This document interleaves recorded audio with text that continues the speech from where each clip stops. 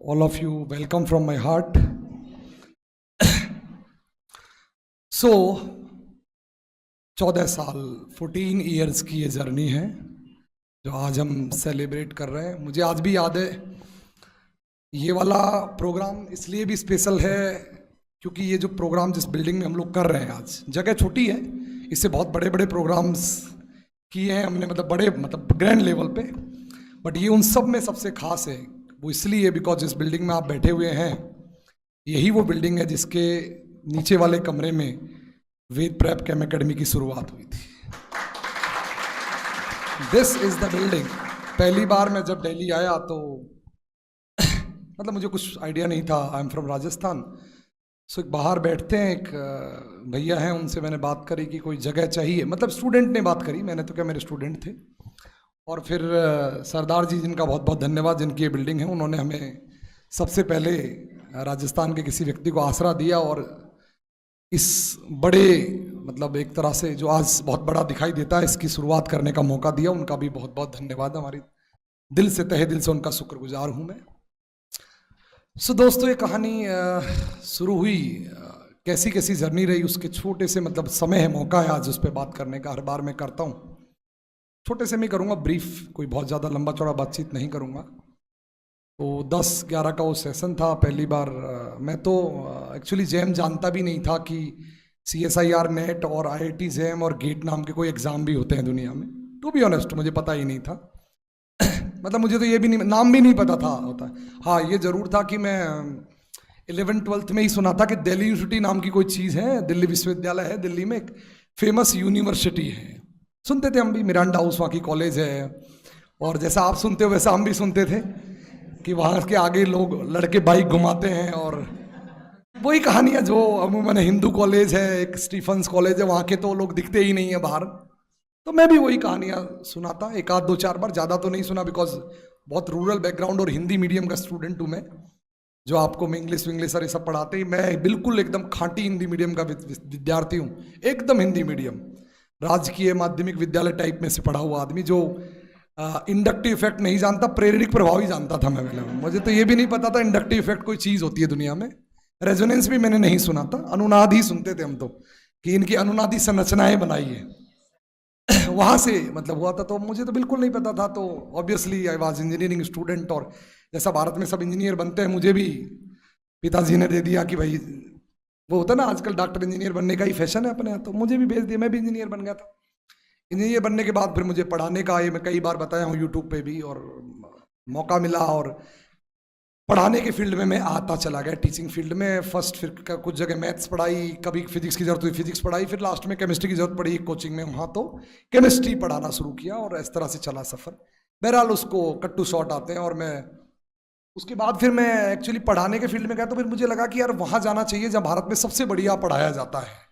Obviously सबका मन होता है कि भाई अगर एक्टिंग करनी है तो फिर नेशनल स्कूल ऑफ ड्रामा एक बार तो विजिट करना ही चाहिए, या बॉलीवुड में एक बार तो जाके देख। सबका सपना होता है कि संजय लीला भंसाली के साथ एक बार तो मूवी करें ही करें।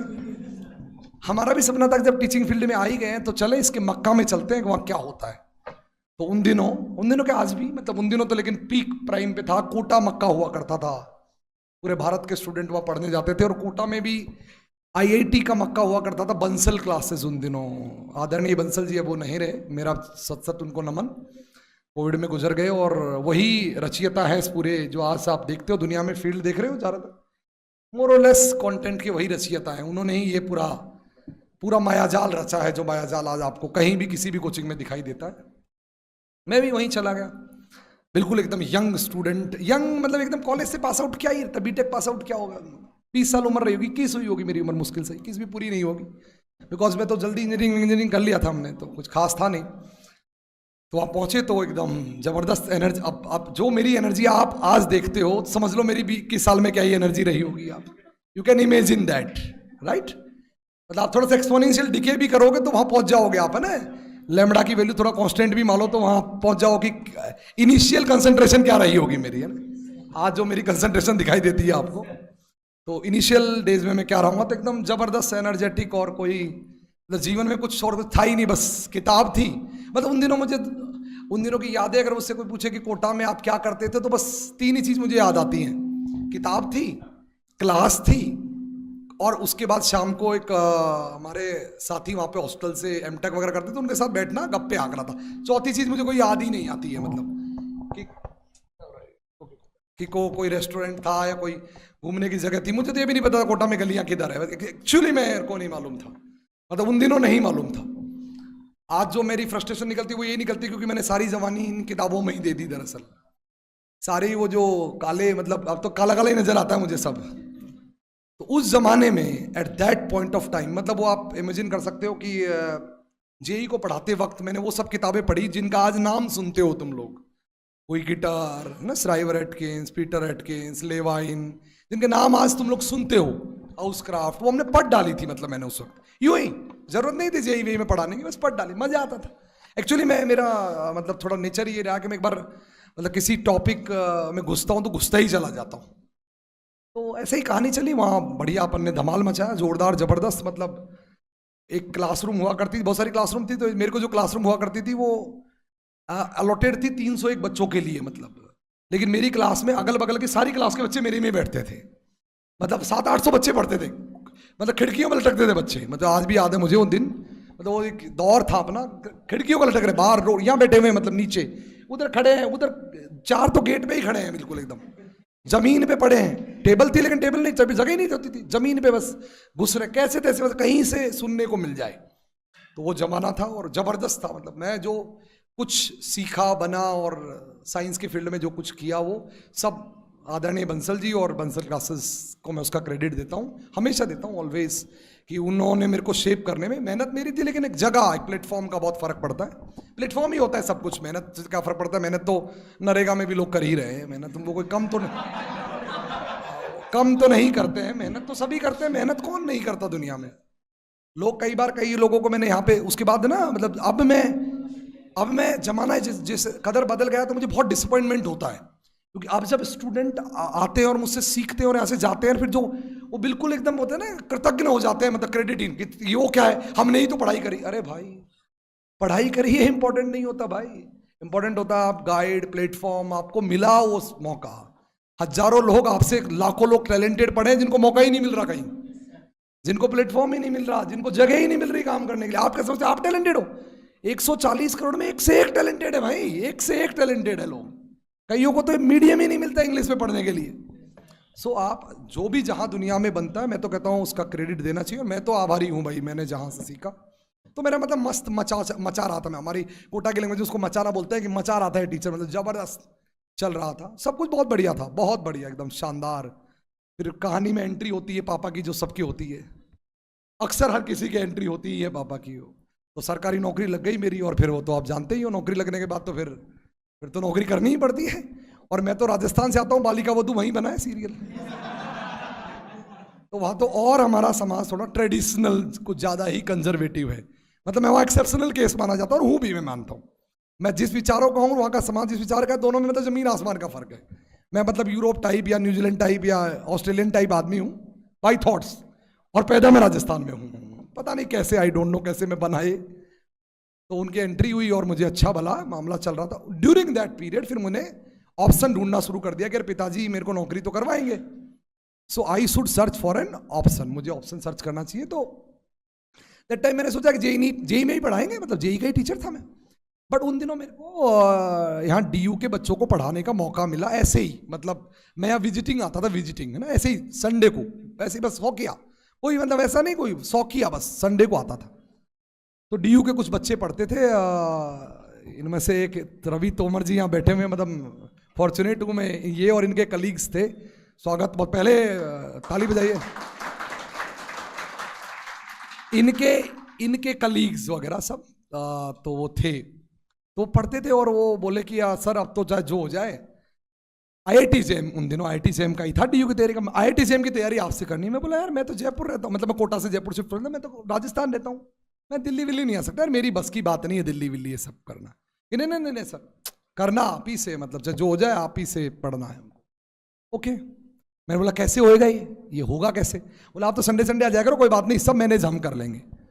तो संडे संडे में आना शुरू किया, वहाँ से ट्रेन से रात को बैठता था। अभी मुझे याद है उस ट्रेन का नाम है मेवाड़ एक्सप्रेस। अभी भी कई बार जब उसमें बैठता हूँ तो मुझे याद आ जाता है वापस हूँ। कोटा टू दिल्ली चलती है, निजामुद्दीन रुकती है, रात को 11 साढ़े 11 बजे आती थी वो ट्रेन। तो मैं उसमें बैठ जाता था, बस बैठ के सो के यहाँ उतर जाता था। सुबह उन्हीं में से किसी एक के जगह पे रुक भी जाता था मैं, या मेरे एक मित्र थे उनके यहाँ रुक जाता था। बाद में तो रवि तोमर जी इन्होंने पीएचडी करी, मैं इन्हीं के हॉस्टल में ही रहा हूँ बहुत दिनों तक मतलब डीयू में ही रहा हूँ बहुत दिनों तक, इनके हॉस्टल में, इनके रूम में ही रहा हूँ मैं बहुत, मतलब साल रहा हूँ, कोई साल 2 साल मैं इनके हॉस्टल में रहा। तो ये कुछ ऐसा हुआ, फिर वो धीरे धीरे मैंने आना शुरू किया, तो उन्होंने कमरा ले लिया खुद नहीं, मतलब मैंने नहीं, उन्होंने एक कमरा लिया यहीं से थोड़ा आगे जाके। मैगी की दुकान है ना यहाँ, मतलब जो लोग यूट्यूब पे हैं वो यहाँ मैगी की दुकान है, डीयू वाले जानते हैं मैगी की दुकान। वो उस मैगी की दुकान के नीचे आजकल पता नहीं क्या चलता है, फोटोकॉपी चलता है, क्या चलता है मुझे नहीं पता, और जो भी चलता है उसमें एक कमरा ले लिया। तो उन्होंने, मैंने तो कमरा भी नहीं लिया, उन्होंने देख दाख के कर लिया, और देन मैं वहाँ पढ़ाना शुरू कर दिया, मतलब आ गया शुरू कर दिया, हो गया। अब उनको पसंद मामला बनने लगा, उन्होंने बोला नहीं नहीं भाई अब तो कोचिंग खोलो सर आप, तो मतलब इसको ऑर्गेनाइज बनाओ। वैसे मैं यूँ ही आता था, मतलब ठीक है काइनेटिक्स पढ़ा गया, किस दिन पढ़ा गया जज गई, तो किस दिन है ना रिएक्शन मैकेनिज्म पढ़ा गया जज गई, तो आ गया। नहीं भी नहीं मौका, नहीं तो कई बार टाइम नहीं भी मिलता था। संडे को है, मतलब 5 डे तो 6 डे तो मेरा वर्किंग था ही ना वहाँ, बंसल क्लासेज, वहाँ भी कोई मतलब नॉर्मल टीचिंग तो नहीं, बहुत इंटेंस टीचिंग होती है वहाँ जेई के फील्ड में, जो वेरी सीरियस टीचिंग। तो कई बार एक्स्ट्रा क्लास लग जाती थी मेरी, लगानी पड़ती थी मुझे, तो फिर मेरे को वहाँ रुकना पड़ जाता था। तो ऐसा नहीं, तो इन्होंने कहा नहीं नहीं सर, एक दिन मैं डीयू आया एक्चुअली, वो सर डीयू नहीं डीटीयू, दिल्ली टेक्नोलॉजी इंस्टीट्यूट, पहले डीसी हुआ करती थी, Delhi college of engineering. So one of my है ना, मेरा एक दोस्त था जो क्लासमेट भी था बीटेक में, वो यहाँ से एमटेक कर रहा था डीसी से, दिल्ली कॉलेज जो अब डीटीयू हो गई है। तो उनके हॉस्टल में मैं रुका करता था, अक्सर उसी के हॉस्टल में रुका करता था। वहाँ आया तो वो और मैं दोनों पकोड़े खाने के लिए घंटाघर आए थे। घंटाघर एक जगह है, वो ब्रेड पकोड़े मिलते हैं बहुत बढ़िया कोने की दुकान पे। तो इधर एरिया में आए थे, तो उन्होंने पकोड़े खाने चले गए वहाँ पे। तो वहाँ वो क्या किया, वो राज था, ये जानता है, एक स्टूडेंट, वो स्कूटर लेके वहीं पहुँच गया, एक और किसी हिंदू कॉलेज को लड़के को बिठा के, नहीं नहीं सर आप तो कोचिंग खोलनी पड़ेगी, आपको जो हो जाए। मैंने बोला अरे काहे की कोचिंग यार, आ जाता हूँ पढ़ाने, तुम पढ़ लिया करो, कोचिंग खोलनी पड़ेगी।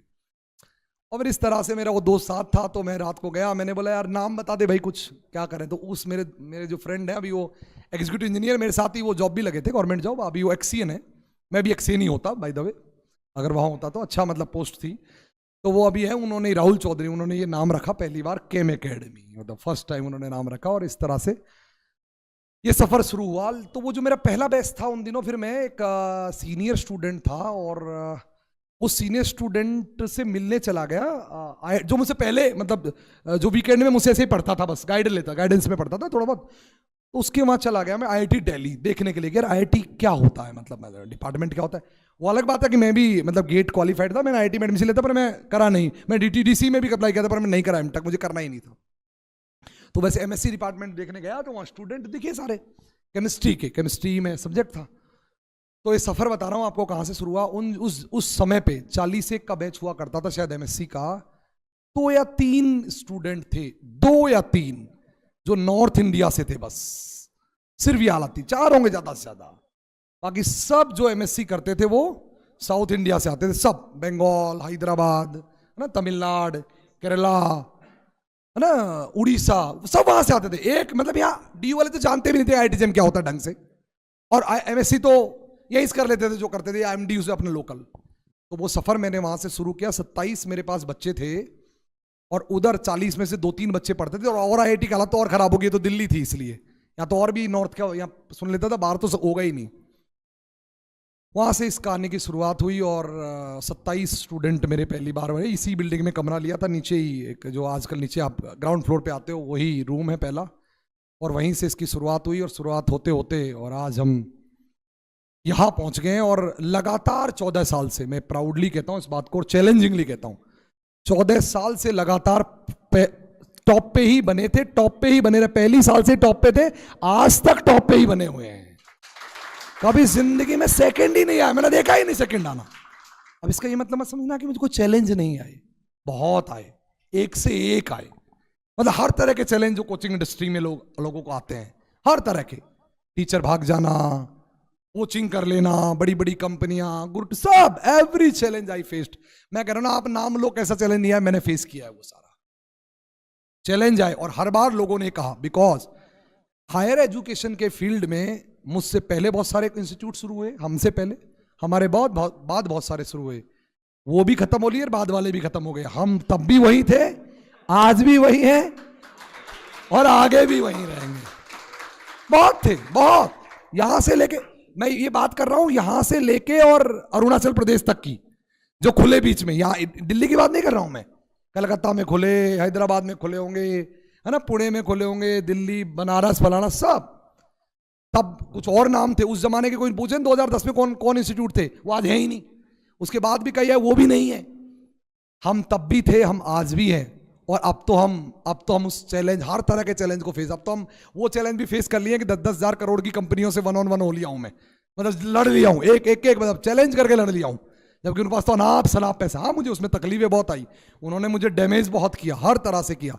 मतलब it was very tough time for me last 1.5 years। लेकिन कोई बात नहीं, ultimately I am a fighter, I am a street fighter. मैं लड़ा और जीता, और आगे भी मतलब मैं ही सर्वाइव करूंगा, मैं ही जीतूंगा, इसमें कोई दो राय वाली बात नहीं।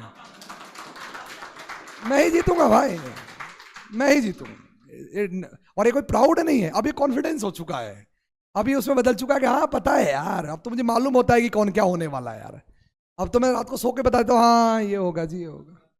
पता लग जाता ना, विराट कोहली 10,000 रन बनाने 10 बात को मालूम है बॉल कहाँ आएगी, किस तरफ खेलेगी यार, तब मालूम चल जाता, आइडिया लग जाता है, पिच विच का सबका आइडिया लग जाता है। सो हर तरह के चैलेंजेस से हम जूझे।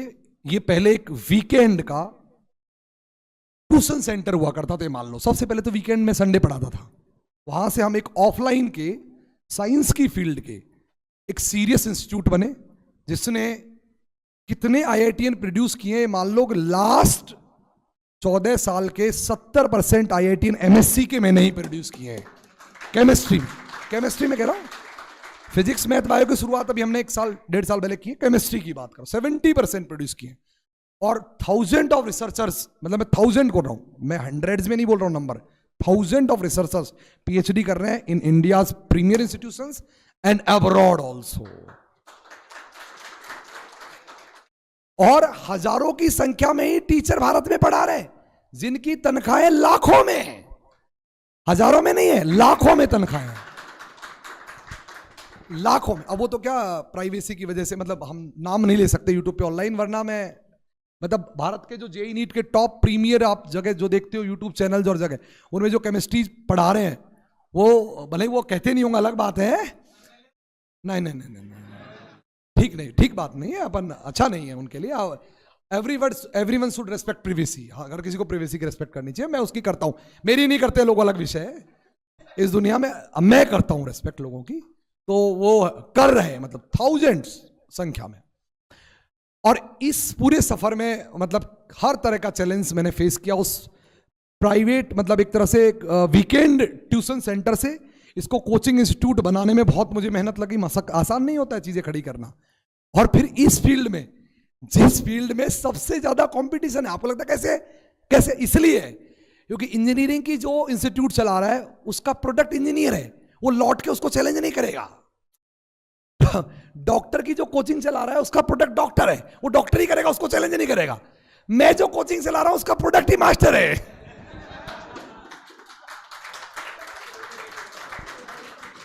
What I am running. तो मैं अगर अच्छा पढ़ाता हूं तो जिसको अच्छा पढ़ा रहा हूं 2 साल बाद में मेरा कॉम्पिटिटर है। तो इसको समझो, गंभीरता से बात समझना।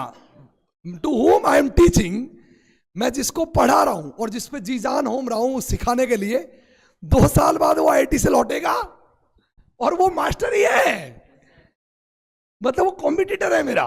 तो ऐसे फील्ड में, जिस फील्ड में आपका प्रोडक्ट ही आपका कॉम्पिटिटर हो, सरवाइव करना और टॉप पर बने रहना और लगातार बने रहना, it is near to impossible task. लोगों को लगता है आसान है, नहीं है। क्योंकि याद रहे, जो लोग नए प्रोड्यूस कर रहा हूं मैं, वो मुझसे 10 साल छोटे हैं, उनमें मुझसे 10 गुना एनर्जी होगी। वो अलग बात है कि आजकल एनर्जी वाले बच्चे नहीं है, मैगी जनरेशन आ गई है, बट आइडियली होगी।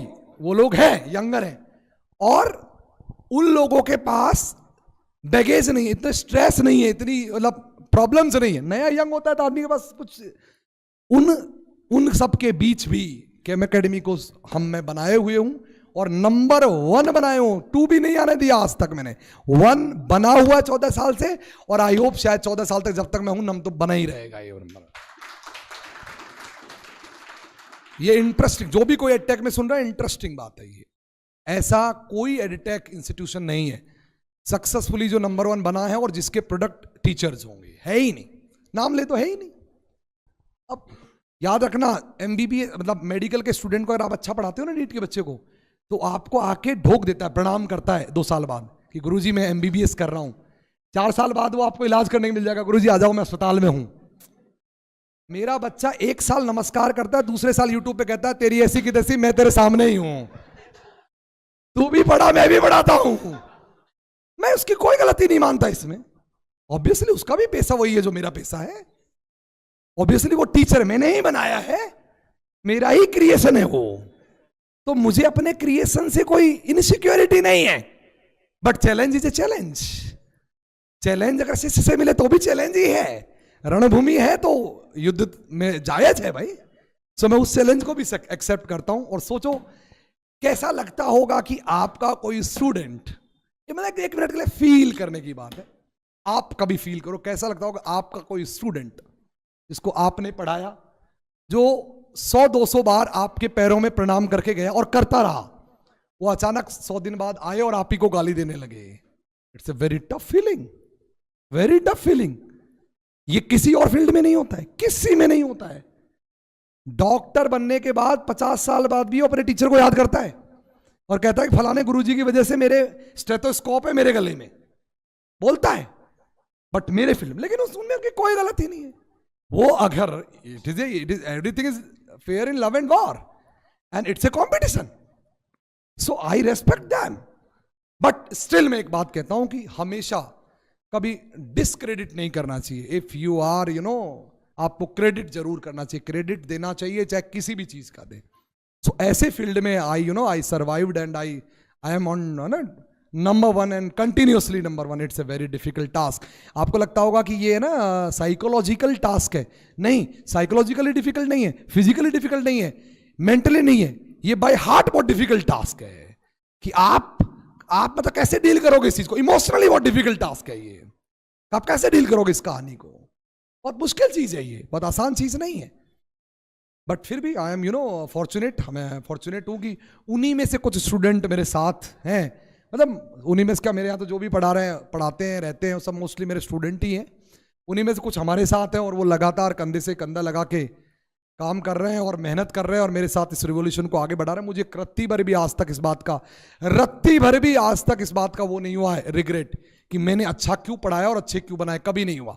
मैं आज भी कोशिश करता हूं कि बेस्ट दूं, उसको बेस्ट आए, आगे जो देखा जाए, आगे जो दैट इज द फ्यूचर। अभी भी कोई बात मैंने आज तक छुपाई, मेरे हृदय में अगर कोई एक भी बात आई, मेरे दिमाग में कोई एक भी कॉन्सेप्ट है, मैंने कोशिश की है को जितना है ना उसको 1.5 टाइम्स एलोबरेट करके समझाऊं सामने वाले को। कभी नहीं सोचा मैंने कि मेरे पास रख लूं। याद रखना, इस दुनिया में सबसे मुश्किल टास्क है, सबसे डिफिकल्ट है, सबसे इंपॉसिबल चीज है टीचर, कोई टीचर प्रोड्यूस करे, करते ही नहीं है लोग। इनसिक्योरिटी होती है, टीचर से ज्यादा इनसिक्योरिटी किसी में नहीं होती है। हाईली इनसिक्योर होता है वो कि यार मेरे को जो आता है मैं अगर इसको सिखा दूंगा तो दिक्कत हो जाएगी। बट आई ऑलवेज बिलीव कि कोई फर्क नहीं पड़ता, मैं सिर्फ मुसाफिर हूं इस सफर का, इस साइंस के सफर का। ये सफर बहुत आगे तक जाना है और मुसाफिर को सफर के साथ उतना ही अलाइन रहना चाहिए जितना कि मतलब एक आदमी को, एक पर्सन को, तो फिर इसको बंद खोलो मत को यार, मतलब उसको बहुत ज्यादा इमोशनली अटैच नहीं होना चाहिए उस सफर से। हालांकि आई एम इमोशनल पर्सन, मैं हुआ हूं, बट स्टिल सो मैं वहां वापस आता हूं कि एक प्राइवेट मतलब वीकेंड एक ट्यूशन सेंटर से हम लोग कोचिंग इंस्टीट्यूट में कन्वर्ट हुए और उसके बाद सबसे मुश्किल टास्क, सबसे टफ चैलेंज मेरे सामने आया जब 2020 में कोविड आ गया। बिकॉज हम तो कोई ऑनलाइन प्लेटफॉर्म थे नहीं, हम तो उस तरह के एक्सपीरियंस वाले भी लोग नहीं थे, पढ़ाने में तो ठीक थे लेकिन इन सब चीजों में नहीं थे। हमने उसको भी मतलब चैलेंजिंग लेके और इस फील्ड में नंबर 1 करके दिखाया। इस बात के लिए अप्रिसिएशन मिलना चाहिए सब टीम को भी और हमको कि हमने ऑनलाइन भी, ऑफलाइन नहीं, ऑफलाइन तो हम थे ही, ऑनलाइन आने के बाद भी नंबर 1 हमने, मतलब तुरंत यूट्यूब चैनल और फलाना टीम का, यूट्यूब में भी नंबर 1, उसमें भी कभी 2 नहीं रहे। सब्सक्राइबर उसका नहीं, मतलब एक कंटेंट के हिसाब से और एक उसके हिसाब से, मतलब यूट्यूब कल्चर बनाने के हिसाब से लोग फॉलो ही करते हैं, आज भी फॉलो करते हैं, सदा से फॉलो करते हैं। मुझे प्राउड है कि लोग फॉलो करते हैं। ब्लाइंडली फॉलो करता, अच्छी बात।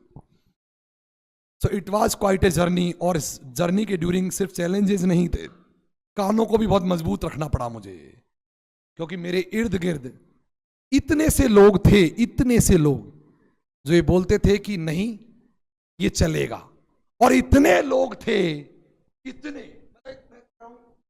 बस इतने कि बस ये लास्ट साल है, ये लास्ट ईयर है, बस ये लास्ट, अगली बार तो बंद। 14 में बहुत कहानियां चली, पूरा साइंस का फील्ड, क्योंकि ऑब्वियसली मैंने बहुत लोगों को बेरोजगार बना दिया था, सॉरी उनसे माफी चाहता हूं मैं, क्योंकि ऑब्वियसली जब कोई अच्छा करता तो दूसरे बेरोजगार बन ही जाते हैं जो अच्छी मेहनत नहीं करते, तो वो सब मतलब, और प्रॉब्लम और है हमारे फील्ड के लोग तो फिर उनके पास तो कोई काम भी नहीं रहता दूसरा, क्योंकि मेहनत तो करते ही नहीं वो लोग, तो फिर वो लोग गिद्धों की तरह जाते, अरे कैम अकेडमी का लास्ट साल है 2014, 15 में तो ताला है, 15 में बहुतों के 15 में ताले लगे बहुतों के लगे, कैम अकेडमी नहीं, उन सबके लग गए हैं। फिर 17 में बहुत चैलेंज आया, 17-18 में मेरा थोड़ा सोशल वर्किंग में मेरा इंटरेस्ट है, तो मैं थोड़ा कुछ दिन के लिए चुनाव लड़ने चला गया, है मेरा इंटरेस्ट। तो उस टाइम फिर चैलेंज आया, लोगों ने कहा गया हो तो, वो तो गया छोड़ गया, बंद है तो मैं उनको बोला, अरे यार मैं सब कुछ कर सकता हूं, मतलब मैं कह रहा हूं मैं एक बार के लिए तो सिंगिंग भी कर सकता हूं, जो मेरे लिए इम्पॉसिबल है, मतलब मैं वो भी ट्राई कर सकता हूं, मैं एक्टिंग भी, मतलब मेरे को मतलब मौका मिले ना तो मैं एक बार ना मतलब दीपिका पादुकोण के सामने एक्टर भी बन सकता हूं, लेकिन अगर वो भी मिल जाए ना, वो भी मिल जाए तो भी मुझसे पढ़ाने को कोई अलग कर ही नहीं सकता, क्योंकि मेरे खून में ही है वो यार, वो मेरे डीएनए में है भाई। मेरे पिताजी ने सालों मतलब 35-40 साल उस एरिया की सेवा की पढ़ा के, सो मुझे इसमें से कैसे अलग करूं? मैं कुछ भी दे दो, कुछ भी, अमृत कोहिनूर, और कह दो कि क्लास मत ले, मैं नहीं हो ही नहीं सकता। कुछ दिन जब मैं क्लास से दूर हो जाता हूं, कुछ दिन काम या और कुछ भी, बहुत फ्रस्ट्रेट हो जाता हूं, भयंकर फ्रस्ट्रेट हो जाता हूं, और असली मेरी फ्रस्ट्रेशन मतलब निकलती है जब मैं क्लास में जाता हूं, मुझे माता मजा उसमें, मतलब मैं करता हूं एंजॉय, मैं कहता हूं भाड़ में जाए सारी दुनियादारी। उसकी वजह है कि मेरे लिए एक्चुअली वो जो प्रोसेस है ना, वो मतलब सीधा, मतलब मुझे लगता है अलग अलग मेथड होता है लोगों का भगवान से जुड़ने का, अध्यात्म से जुड़ने का।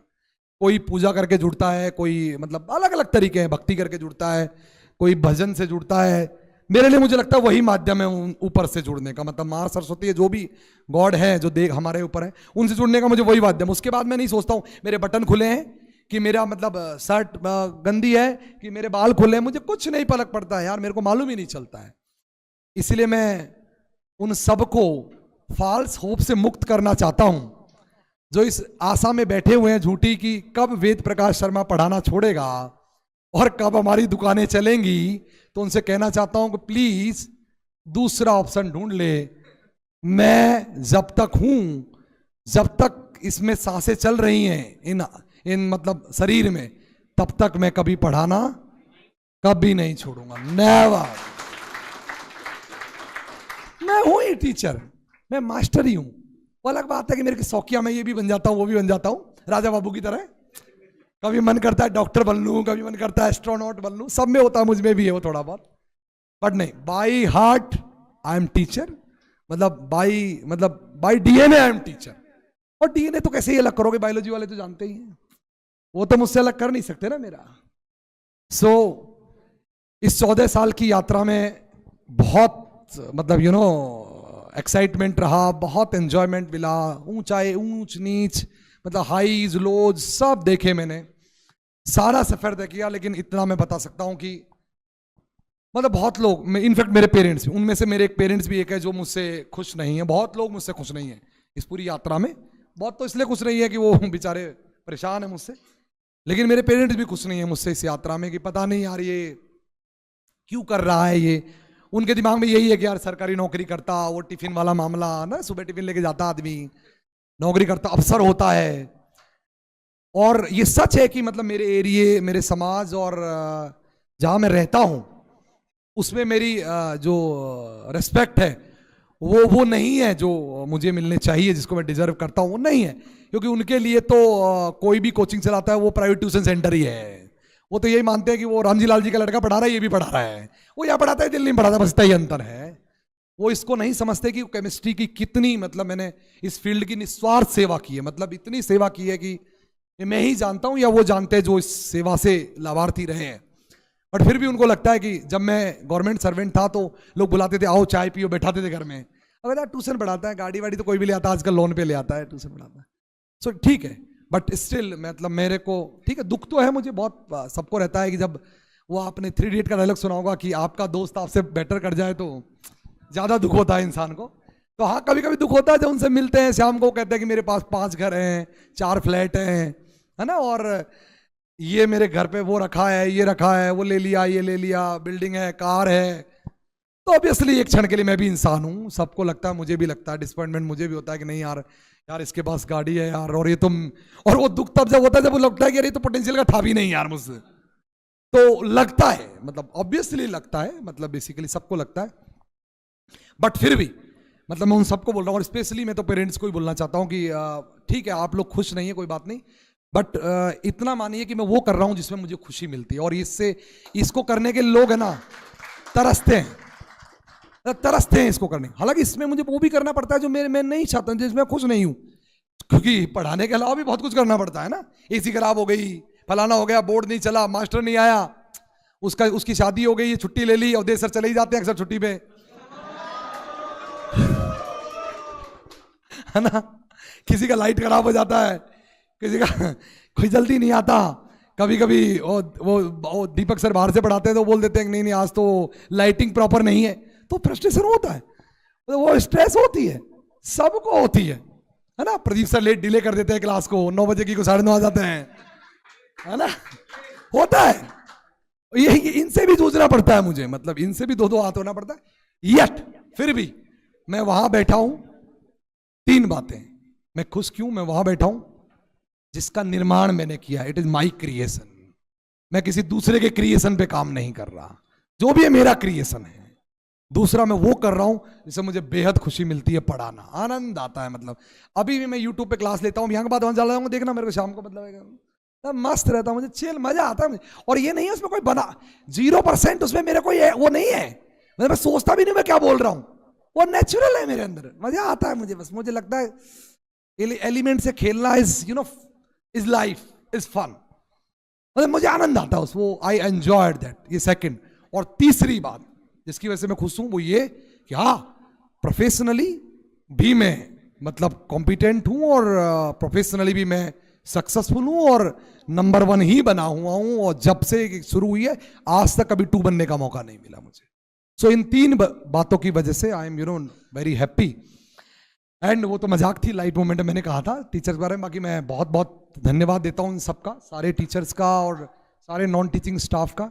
सबसे पहले तो इन सबके लिए तालियां, बिकॉज हाँ, सबका ही, जितने भी लोग हैं उन सबका तहे दिल से बहुत शुक्रगुजार हूं मैं, जो भी टीम में शामिल है, एवरीवन, है ना, starting from right office boy से लेके और टीचर्स तक, एचओडीज तक, सबका मैं शुक्रगुजार हूं कि आप सबकी team, because it's a team game, मैं अकेला नहीं लगा सकता। मुझे तो ये भी नहीं पता कि यूट्यूब पे क्लास कैसे लगेगी, मतलब अगर मेरे भरोसे छोड़ दिया जाए तो पता लगे कि मैं बाथरूम में जा रहा हूं और ये लाइव हो जाएगा, और मुझे तो इतना भी आइडिया नहीं है, मुझे तो ये भी आइडिया नहीं है कि लाइव कब करना है, पता लगे बटन कुछ और दब जाए किसकी जगह, तो मुझे तो ये भी आइडिया नहीं है। तो मतलब हर एक का अपना रोल होता है, इट्स रोल एंड डेस्टिनी है, सबकी अपनी अपनी है। तो सबका बहुत बहुत थैंक यू वेरी मच, सबका बहुत बहुत धन्यवाद, सब आभारी हूं मैं सबका। और मैं सबको डांटता भी रहता हूं, उसके लिए माफी भी चाहता हूं सबसे, बिकॉज वो मान लिया करो कि एक सटका हुआ आदमी है जिसकी सटक गई है, और मैं मानता हूं कि जो सटकते हैं ना, नाम वही करते हैं, सटक नहीं चाहिए लोगों में। तो अपनी तो ये मान भी लेना कि मैं जब तक सटका हुआ हूं तब तक बढ़िया है, जिस दिन मैं समझदार हो गया कुछ गड़बड़ है मामला, मतलब फिर दिक्कत है चीजों के साथ। बाई नेचर मैं थोड़ा खिसका हूं, मतलब हूं मैं खिसका हुआ, किसी को कुछ भी बोल देता हूं, कुछ भी, एनीथिंग, मुझे मतलब I don't have I am just like मैं रियल कॉन्वर्सेशन हूं, इंस्टाग्राम नहीं हूं कि फिल्टर लगा लूं, नहीं है मेरे पास फिल्टर्स, है ही नहीं। मतलब मुझे समझ में आता है, मुझे कोई लगता है कि यार ये गधा है तो गधा है यार, कुछ भी कर लो यार। मुझे लगता है कि वो नाके नहीं आया तो नाके नहीं आया यार, है ना। रामू लग रहा है तो लग रहा है, इसमें क्या कर लूंगा मैं यार। आई कांट से एनीथिंग है, आई कांट डू एनीथिंग, तो I can say anything. Thank you. और अब तो लास्ट बात मैं कहना चाहता था कि अब तो हम धीरे धीरे केमिस्ट्री के इस रिवोल्यूशन को, केमिस्ट्री में जो मैंने किया, इसको धीरे धीरे बायोलॉजी, फिजिक्स और मैथ में भी हम कर रहे हैं, और अच्छा कर रहे हैं, अब तो बहुत बढ़िया कर रहे हैं। उसके लिए दूसरी जो टीम है बायोलॉजी और मैथ्स और फिजिक्स की टीम, आप सबको भी बहुत बहुत धन्यवाद, थैंक यू वेरी मच आप सबका भी।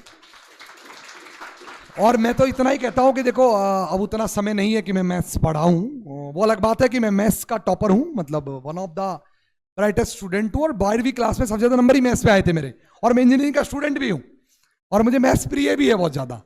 बट प्रॉब्लम्स हैं, मतलब मैं सब तो नहीं कर सकता ना, मतलब चीजें कोशिश मैंने करी बीच में कि मैं एस्ट्रोनॉट भी बन लूं और सब कर लूं, होता नहीं है, कोशिश तो करता है इंसान, क्योंकि एक एक्चुअली किसी भी पर्सन को सब्जेक्ट समझ जाते हैं, उसके साथ ये समस्या है, मल्टी डायमेंशनल पर्सनैलिटी के साथ समस्या है, उसको शाम को लगता है कि यार फिल्म देखते देखते लग जाता है एक्टिंग ठीक नहीं, कि मैं होता तो बढ़िया होता यार इसमें। तो ये प्रॉब्लम ये है लोगों, मतलब मल्टी डायमेंशनल लोगों के साथ। लेकिन फिर भी मैंने अब जरूर अपने आप को लिमिट करना शुरू किया कि नहीं यार, आज तू अच्छा कर सकता था पर तू नहीं करेगा ये यार, छोड़ दे। वो लोग कर रहे हैं, मतलब मैं तो उतना ही कहना चाहता हूँ भाई, मैथ्स और बायोलॉजी में तो कर बिल्कुल ही नहीं पढ़ा सकता हूँ मैं, एक्सेप्ट इकोलॉजी एंड बायोडाइवर्सिटी, जो मेरे को बहुत फेवरेट सब्जेक्ट रहा है, और यूपीएससी में बहुत लोगों को मैंने पढ़ाया है, इकोलॉजी बायोडाइवर्सिटी बहुत पढ़ाया है। एनवायरमेंटल करके वहाँ एक सब्जेक्ट जुड़ा उसमें, उसको छोड़ के मुझे कुछ नहीं आता, मतलब वो सिलेंट्रेटा पोरीफेरा इकोइडोंडर बेटा फलाना ढिमकाना चमकाना जो था, वो मैंने 11वीं में त्याग दिया। मैंने कहा ये अपने से नहीं पार पड़ेगी भाई। तो आप लोगों से इतना ही गुजारिश है कि मैं पढ़ा नहीं सकता, तो आप इतना कम से कम करें कि जो केमिस्ट्री में मैं कर रहा हूं, और वो यही कर रहा हूं कि जो आपको आता है, और अगर नहीं आता है तो पढ़ के आए, बेस्ट से बेस्ट सीखें, पढ़ें, सही पढ़ें, और फिर उसको डिलीवर करें, मतलब उसको स्टूडेंट तक पहुंचाए। ये सबसे मेरी एक्सपेक्टेशन है, जो भी मेरे साथ जुड़े, और इसके लिए आई होप आप सब लोग करेंगे, और आप सबकी, इन सबका तालियों से स्वागत कीजिए भाई, इन सबका भी। लास्ट में मैं समाप्त कर रहा हूं अपनी बात को, इतनी बातें थी, और तो क्या है बात बताने के लिए, भाषणबाजी तो, मोटिवेशन तो यूट्यूब पे आजकल मिल ही जाता है, फ्री का है दुनिया में, कुछ भी कहो, मतलब सिर्फ मोटिवेशन ही बांट रहे हैं, उनसे बोलो पेपर करा दे, वो नहीं होगा उनसे। मोटिवेशन चल रहा है, ग्रुप डी वालों को आईएएस बना दिया दुनिया ने भाई, और जो क्लरिकल जॉब थे बाबू, वो सब यूपीएससी की तैयारी करने आगे, थैला ले लेके दिल्ली में, मोटिवेशन के दम पे, सिर्फ मोटिवेशन 4 यूट्यूब सुन के। तो स्टूडेंट्स को तो मेरा यही कहना है कि दुनिया का सबसे बड़ा मोटिवेशन आप ही हैं, जब आपके अंदर से आएगा ना तभी मोटिवेशन है, कुछ नहीं मोटिवेशन है इसके अलावा।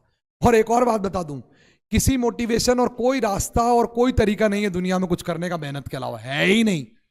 पढ़ना ही पड़ेगा, मेहनत करनी ही पड़ेगी, इससे जूझना ही पड़ेगा। हाँ ये जरूर है कि सब्जेक्ट को समझ के थोड़ा काम करोगे तो कम समय लगेगा, बट करना ही पड़ेगा, और कोई रास्ता नहीं है। बाकी सब बकवास है, फलाना सुबह 6 बजे उठ के करना चाहिए, वो जंडू च्यवनप्राश खाना चाहिए, मतलब नाम नहीं ले रहे, कोई दूसरा च्यवनप्राश खाना चाहिए, ये ले लो, वो दवाई की शीशी आती है, सब बेकार है। सुबह सुबह ये करना चाहिए, नीम के पत्ते खा लो, उसका ये कर लो, सब बेकार है, सब यूजलेस है, सब वेस्ट है। और ज्ञान जो मिल रहे हैं दुनिया में वो भी सब बकवास कर रहे हैं, और आप तो उनको ना, मतलब आप तो उनको स्क्रीन पे जानते हो, मैं तो व्यक्तिगत और जानता हूं इन ज्ञानियों को, मतलब पर्सनल मेरे, मतलब बैठता और हूं, मतलब महीने 2 महीने में साथ बैठना होता है, तो मुझे पता है कि वो क्या है दरअसल। इसलिए एक ही तरीका है दुनिया में, और वो तरीका है जूझो, लड़ो, संघर्ष करो, गिरो, पढ़ो, दिक्कत आएंगी, संकट आएंगे, मुसीबतें आएंगी, फेल्योर मिलेंगे, ये सब के साथ है, कोई नया नहीं है इसमें।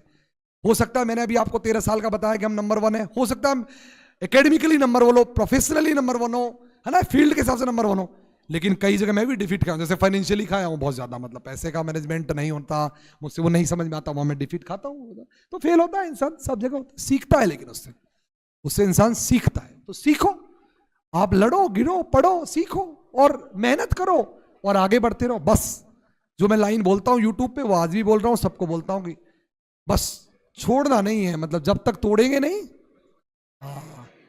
कुछ हो जाए तोड़ के ही रहना है। और मैं अगर आपसे 8-10 साल बड़ा होके, ज्यादा तो नहीं बोलूंगा मैं, आज ठीक लग रहा हूं, 8-10 साल बड़ा होके अगर मैं जूझ रहा हूं और लड़ता हूं, हर दिन लड़ता हूं, एवरी डे स्ट्रगल करता हूं और जीतता हूं। तो इससे यही सीखो कि बस लड़ना और जीतना है।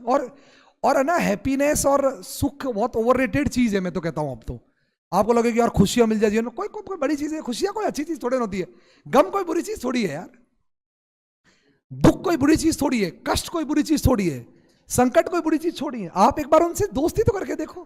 खुशी तो साल में 365 दिन में 65 भी नहीं मिलेगी, 5 दिन मिलेगी। 360 दिन तो संघर्ष से ही झेलना है।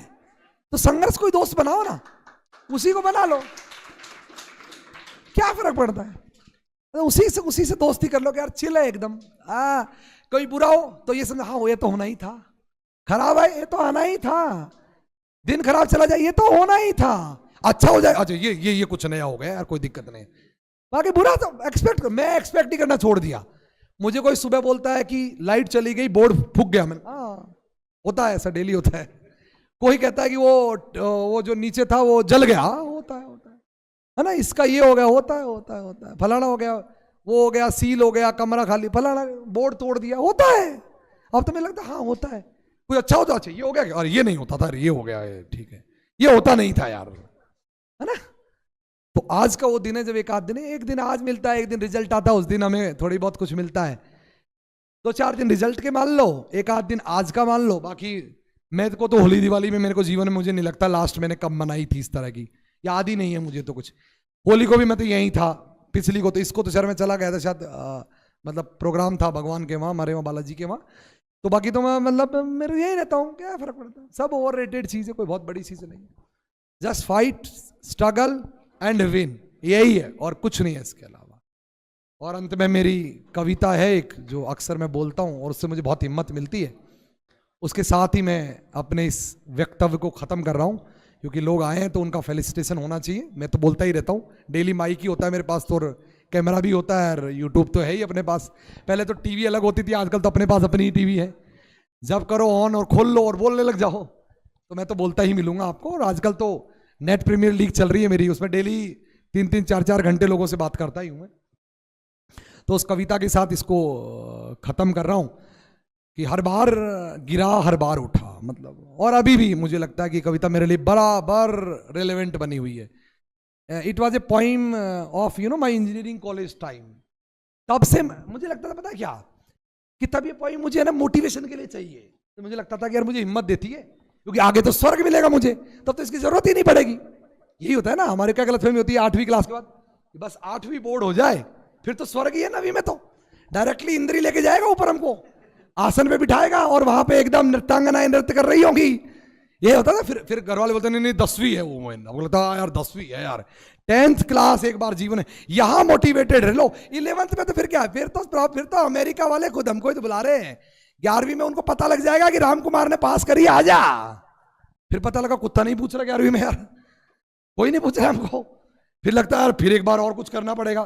फिर 12वीं, घर वाले बोलते नहीं 10वीं कुछ नहीं था, 12वीं था। इसके बाद कैरियर डिसाइड होता है। फिर लगता है यार 12वीं कर लो तगड़ी। फिर 12वीं पास करते कहते नहीं, नीट इंजीनियरिंग फलाना आइन की तैयारी करो यार। फिर लगता है यार अच्छा ये लास्ट मोटिवेशन है, अब तो कैरियर बन ही गया, अब तो जीवन सुधर ही गया। कॉलेज जाओ वहां तो और माता पोड़ी है, हर सेमेस्टर में इतने पेपर है कि दिमाग ही खराब हो जाता है आदमी का। कितनी बड़ी में चल जाओ, मैं आईटी में ही चल जाओ ना, अब क्या हो जाएगा। आईटी वाले कौन से तुमको बैठा के वहां पे शाम को खिलाएंगे, आ बेटा तू आया है ना, ले कैडबरी की चॉकलेट खा, ऐसे थोड़ी होते। पेपर देंगे ले पकड़, और बीच में और देंगे मिड टर्म, ये टर्म और वो टर्म, फिर दुख है। वहां से निकलोगे, मैं तो कहता हूं नौकरी लग गई। अरे मैं तो कहता हूं नौकरी क्या, आप तो कुछ भी बन गए, कुछ भी प्रोफेसर ही बन गए, तो तुम्हें लगता है उसके बाद स्वर्ग मिल जाएगा? कुछ नहीं मिल रहा है। यही जीवन है, यही है, एज इट इज रहेगा। 4 दिन की चांदनी है, शादी वादी होएगी जब 4 दिन लोग नाच लेंगे, है ना।